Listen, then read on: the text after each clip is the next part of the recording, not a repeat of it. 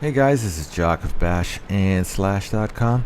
You're on Steps. We're playing Encounter, and I'm in the American Tank Destroyer Tier 5 T49. This is probably one of the most overlooked and overpowered, in the right hands, overpowered tank anywhere near the Tier 5 tier. And a lot of people overlook it, because if you're going along the American TD Tech line, let's face it, you're all screaming for that Hellcat Tier 6, and you're going to pass through this Tier 5 T49 really quickly. It won't take many games to get the points to get the Hellcat. So you kind of overlook this tank. You'll think that maybe it's a little bit too flimsy, too easily bruised.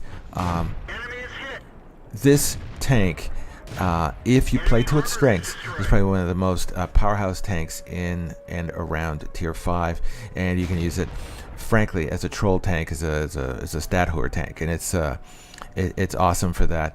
I can't think of a tank that has, again, anywhere near this tier, the mobility, the firepower, the stealthiness, and the view range.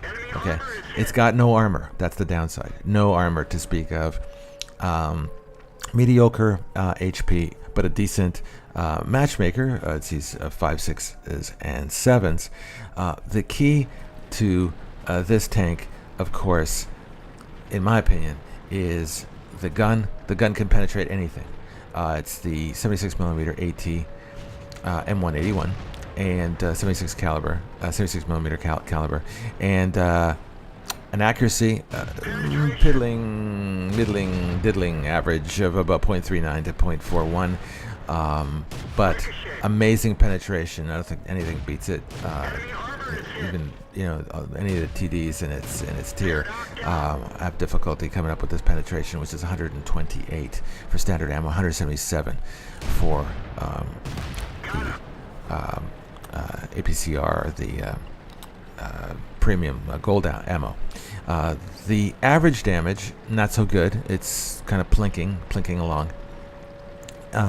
But the gun is the real key here.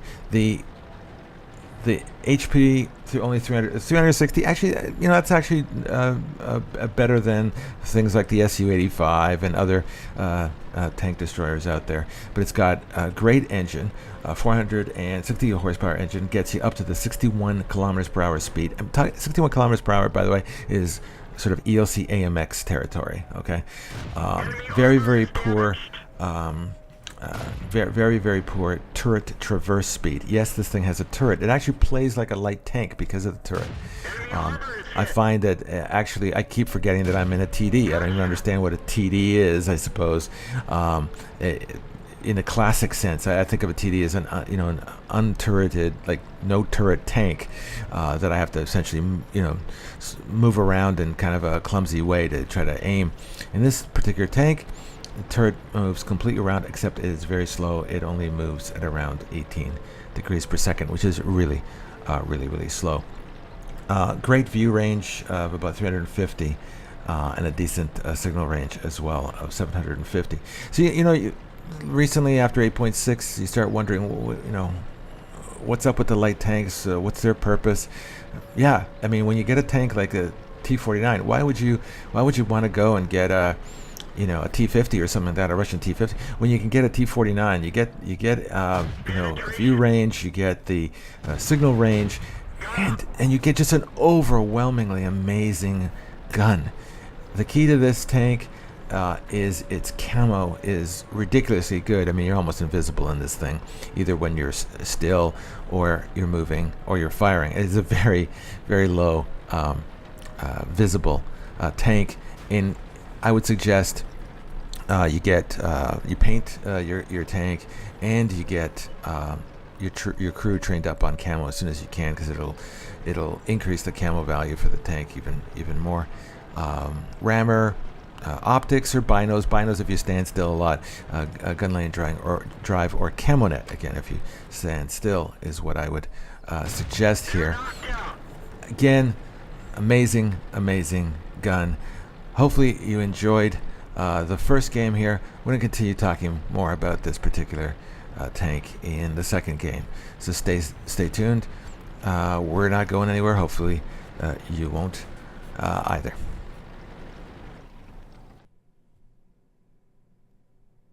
Let's go. Okay, we're going to start off game 2 here on Sacred Valley.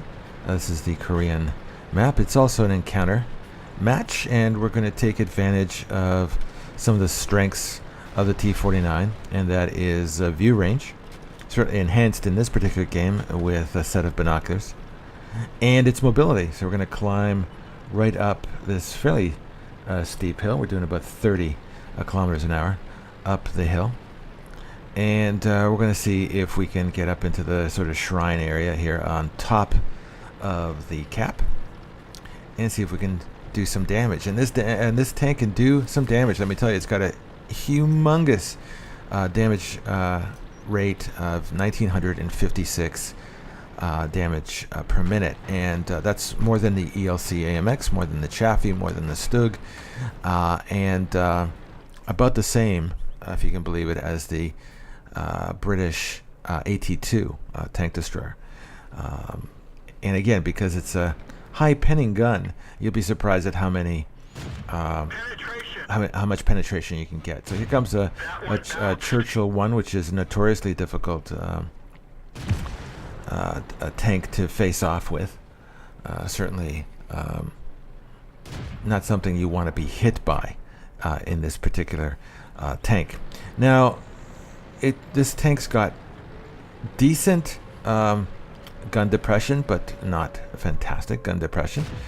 But I'm going to use its decent gun depression to start pounding this Panzer IV. And he's just getting out of my way, and somebody else took my kill. So it got him down quite low there, and unfortunately somebody just wiped him out. Damn Wolverine.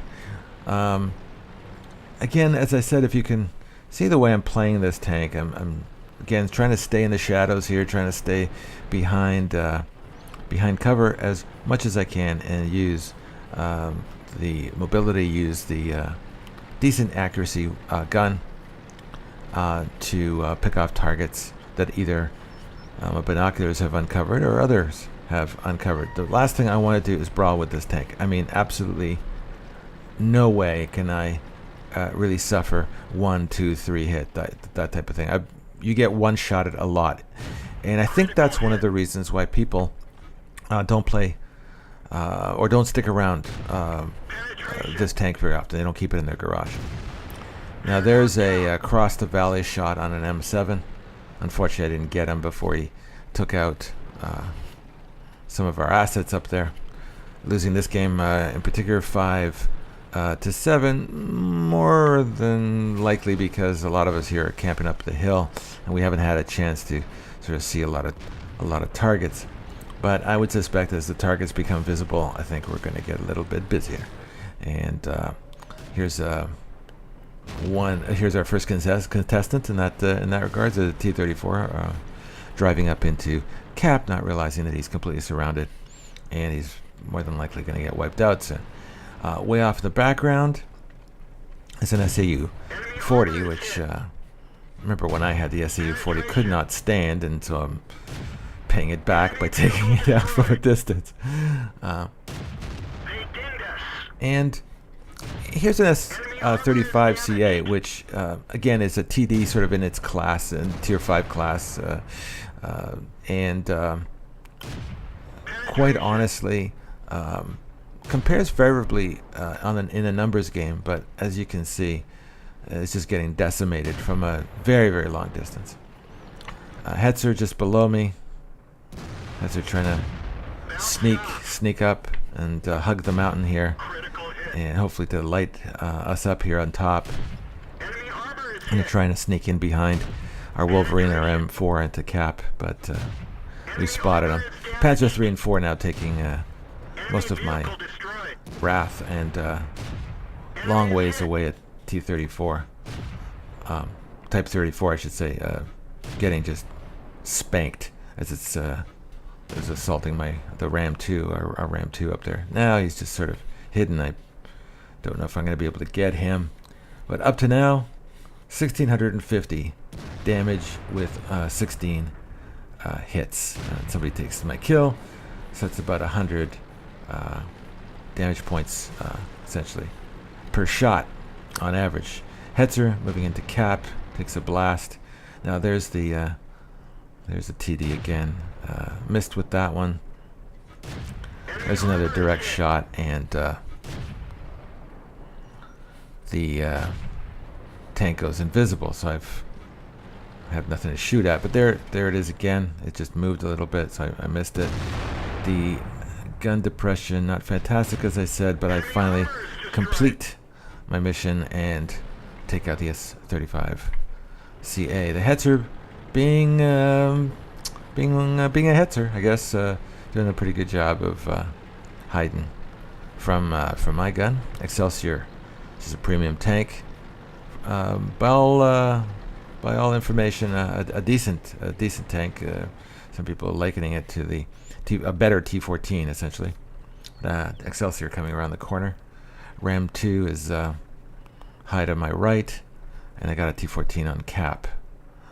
But I'm not going to let the Excelsior go up against the T14 alone. I'm going to see if I can take a few hit points off of it. And unfortunately, aiming too far behind, the Excelsior just being a little too quick for my skills here. But I think now I'm having trouble aiming on it because the gun elevation wasn't fantastic for me, but I finally get the gun onto the tank and take it out. Final words on this tank. There's a lot of people I know in some really elite clans that use this tank. They put in very, very skilled crew, get everybody to get camo, and this just becomes just a ninja killing machine. I highly suggest, if you've skipped over this tank, to rebuy it, rethink how you play it.